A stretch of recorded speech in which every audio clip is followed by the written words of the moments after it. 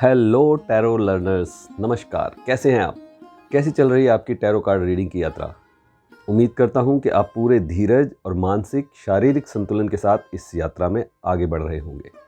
और आपके इस संतुलन को और बेटर करने के लिए आज मैंने आपके रूट चक्र को बैलेंस करने के लिए एक गाइडेड विजुअल मेडिटेशन भी इस चैनल पर अपलोड की है। उसके साथ प्रैक्टिस करना भूलिएगा मत।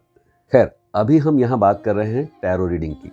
तो अब तक हम 0 से कार्ड नंबर 13 तक यानी 14 कार्ड्स की रीडिंग कर चुके हैं और आज बारी है major arcana card number 14 temperance की।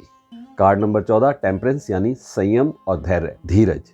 और देखिए, क्या ही संयोग है कि ये कार्ड डेथ के बाद आया है। पहले मृत्यु और उसके बाद एक नई शुरुआत, जिसमें धीरज की ज़रूरत होती है, क्योंकि ये बदलाव का समय है, बीच का समय, ट्रांजिशन पीरियड। पुराना खत्म हुआ, नया आ रहा है। लेकिन कई बार मन में बेचैनी होती है कि नया आ नहीं रहा, चीज़ें हमारे हक में काम नहीं कर रही। तो इस कार्ड का मुख्य संदेश है संयम और संतुलन, जीवन के हर क्षेत्र में संतुलन। कार्ड में सफ़ेद कपड़े पहने हुए एक देवदूत यानी एंजल दिखाई दे रहा है, जिसके 2 पंख भी लगे हुए हैं और इस देवदूत के सर से किरणें जैसी निकलती दिखाई दे रही हैं। कनेक्शन विद द गॉड, यानी ये आध्यात्मिकता की ओर संकेत दे रहा है। आपको मेडिटेशन करने की ज़रूरत है। और इसको देखकर ये पता नहीं चल रहा कि ये स्त्री है या पुरुष। ये फीमेल एनर्जी और मेल एनर्जी के संतुलन की बात भी बता रहा है। हमें अपनी इमोशनल एनर्जी और प्रैक्टिकल एनर्जी, इन दोनों में भी बैलेंस साधना है। और ये शांति का प्रतीक है। सफ़ेद ड्रेस पहनी हुई है, बहुत काम, और चारों दिशाओं का सूचक एक स्क्वायर इसकी ड्रेस में बना हुआ है और उसके बीच में एक ट्रायंगल भी है।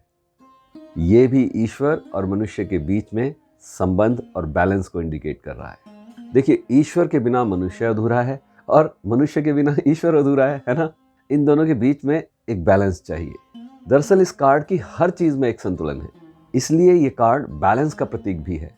देखिए, एक कप से दूसरे कप में पानी गिर रहा है, बहुत सरलता से, बिल्कुल संतुलित तरीके से। अगर ये बैलेंस ना हो तो पानी नीचे फैल जाता है ना? अगर जीवन में धीरज नहीं होगा तो बिखराव आ जाएगा। तो इस इशारे को समझिए, जीवन में आज की डेट में अगर किसी भी तरीके का इम्बैलेंस है तो उसका कारण है धीरज की कमी। ऐसे में जीवन और बिखर जाएगा, नेगेटिव इमोशंस मन पर हावी होने लगेंगे। तो ये इमोशनल बैलेंस बहुत ज़रूरी है और पानी हमारे इमोशनल साइड को दिखाता है। एक कप से दूसरे कप में बैलेंस तरीके से पानी जाना इसी इमोशनल बैलेंस को दिखा रहा है और आपको लाइफ में इसी बैलेंस की ज़रूरत है। ये कह रहा है कि आपको लाइफ के हर एरिया में बैलेंस रखना है, पूरे जीवन में बैलेंस रखना है। बैलेंस आपकी हेल्थ और आपके काम में हो सकता है, आपके रिलेशंस और हेल्थ में हो सकता है, करियर और रिलेशंस में हो सकता है, रुपए पैसे और अध्यात्म में हो सकता है। कहीं भी, जहाँ भी इम्बैलेंस है, उसे बैलेंस करना है और ये काम बहुत धीरज के साथ करना है। और देखिए, आगे पानी भी है। पानी बहाव, बदलाव का प्रतीक है, तो यात्राओं की संभावना भी है। इसका एक पैर पानी में और एक पैर ऊपर है। अगेन, इमोशंस और प्रैक्टिकलिटी के बीच में बैलेंस की बात हो रही है, क्योंकि एक पाँव ठोस ज़मीन पर प्रैक्टिकल और एक पाँव पानी में इमोशनल।